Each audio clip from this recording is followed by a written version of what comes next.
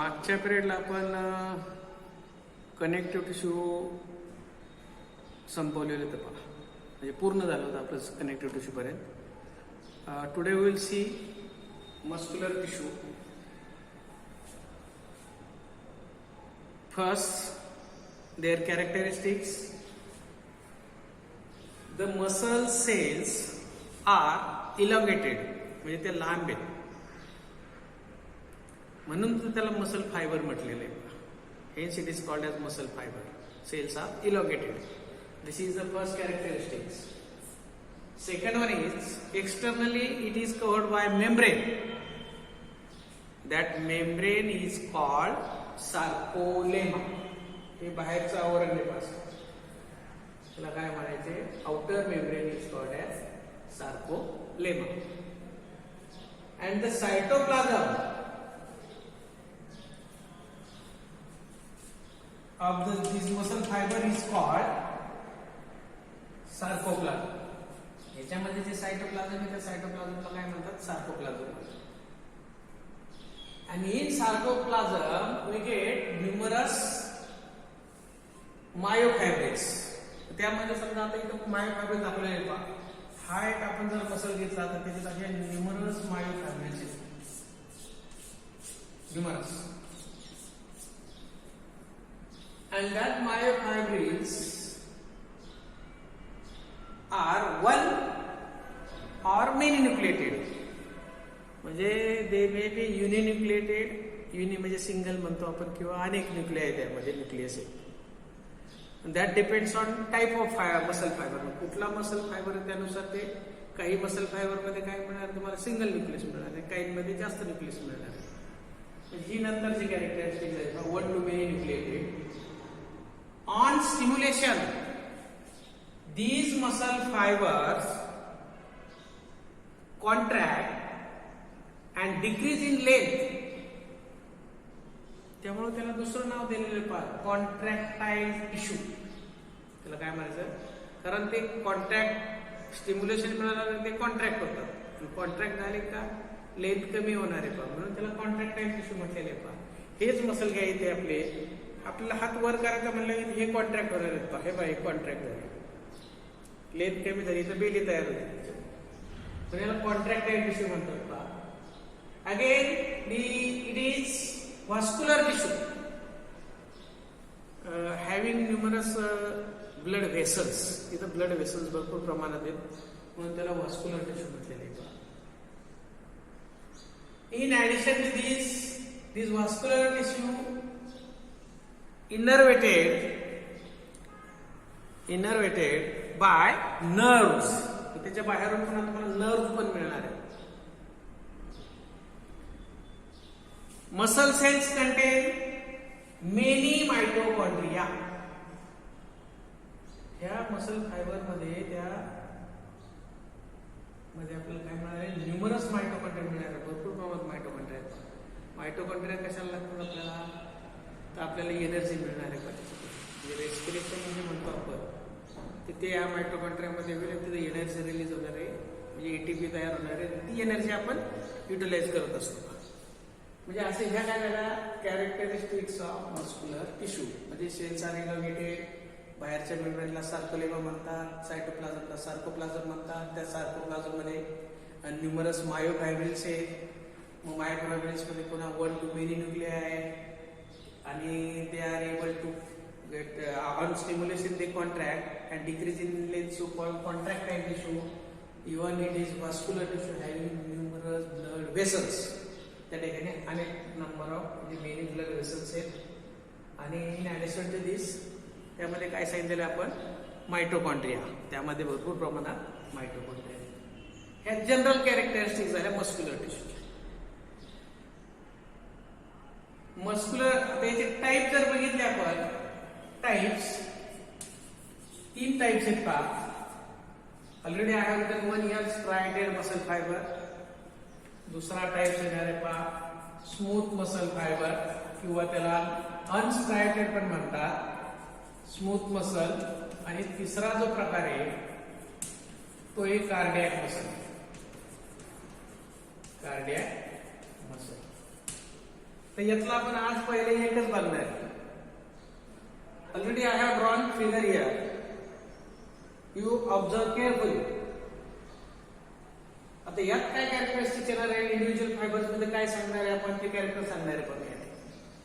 First thing is that this striated muscle fiber is also called as skeletal muscle. आता skeletal muscle काय म्हणतात त्याला? It is attached to skeleton or bone. Bone ला attach असणारे हे striated muscle fibers आहेत. मग त्याचं लोकेशन झालं, they are attached to bone. म्हणजे आपल्या बॉडीमध्ये जे स्केलेटन आहे बोन पासून बनलेले त्याला अटॅच सगळे हे मसल्स असणार आहेत. पहा, skeletal muscle consist of many fasciculi. Many fasciculi हा शब्द लक्षात घ्या पाहिजे. फॅसिक्युलाय म्हणजे अनेक झाले. दुसरा वर्ड येईल समजा इथं फॅसिक्युलस म्हणजे एक झाले. म्हणजे या मसल फायबर जो आपण सांगतो, या मसल फायबर मध्ये काय येतात, न्यूमरस किंवा मेनी फॅसिक्युलाय असतात. Large number of fasciculi. And that fasciculi are wrapped by a connective tissue, sheath, that is called as epimysium. म्हणजे समजा आता एक फॅसिक्युलस काढला आपण असं, म्हणजे समजा याचा सेक्शन घेतला तर तुम्हाला आता नंबर ऑफ मायोफायब्रिल्स मिळणार आहे. हे सेक्शन मध्ये ड्रॉप करते पाहिजे असे नंबर ऑफ मायोफायब्रिल्स मिळणार आहे. हे काय झालं, एक फॅसिक्युलस झालं. ओके. पण आता मसल फायबर मध्ये असं न्यूमरस मेनी फॅसिक्युलाय असतात. समजा हे एक झालं, हे दुसरं फॅसिक्युलस असेल, असं अशा न्यूमरस फॅसिक्युलायचा बंडलच तो तयार होणार आहे. मसल फायबर म्हणजे असा नंबर ऑफ फॅसिक्युलायचा एक बंडल म्हणजे तो मसल फायबर तयार होणार आहे. आता समजा मी ही एक फॅसिक्युलस दाखवलंय, ही एक फॅसिक्युलस आहे, ही एक फॅसिक्युलस आहे, अशा नंबरच फॅसिक्युलाय आहे. आणि याच्या बाहेरून जे लेअर आहे त्या लेअरला काय म्हणायचं आपण, that is made up from the connective tissue. That sheet is called as epimysium. It is called as epimysium. हे झालं सर्वात बाहेरचं. एक फॅसिक्युलस घेतला आपण तुम्ही, individual fasciculus is covered by a sheet called perimysium. आता त्याला लेवल काय करणार, इंडिव्हिज्युअलला मी इथं दाखवणार पहा, पेरिमायसियम. आणि इंडिव्हिज्युअल परत तुम्ही हा सिंगल फायबर घेतला तर तिथं वर्ड आता येणार आहे पहा, एंडोमायसियम. एंडोमायसियम तो इथं जाणार असा. म्हणजे अशा एकत्रित बंडल तयार होऊन हा मसल फायबर तयार होतात. दिस इज वन थिंग. परत मग बाकीचं बाहेरच्या आवरणाला इथं पण काय म्हणणार तुम्ही, सार्कोलेमा. हे दाखवायचं बाहेरचं आवरण काय, सगळं बाहेरचं आवरण असतात ते काय सार्कोलेमा त्या कवरिंगला म्हणायचं त्याच्या बाहेरून.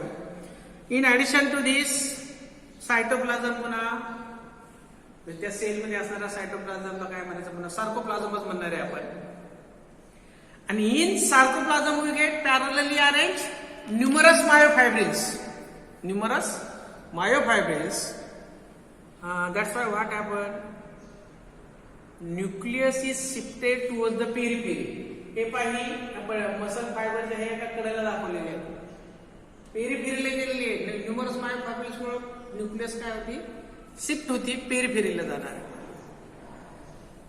And each myofibril is made up of repeated functional unit, and that repeated functional unit is called as sarcomere.